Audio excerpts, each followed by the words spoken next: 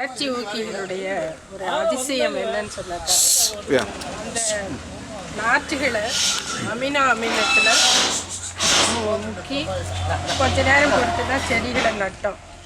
நட்டு வதங்கிய செடிகள் ஒரு 2 மணி நேரத்தில் தலை நிமிர்ந்து நேராக நிற்கிறது. அப்படி என்று சொன்னால் அவ்வளோ சீக்கிரம் அந்த வளர்ச்சி ஊக்கி அது வளருவதற்கு துணை புரிகிறது என்பதை நேரடியாக நம்ம பார்க்குறோம். இப்போல்லாம் எல்லா செடிகளுமே தலை நிமிர்ந்து நிற்கவும் அது நேராக நிற்கும்போது வளமையாக இருக்கிறது என்பதை நமக்கு காட்டுகிறது.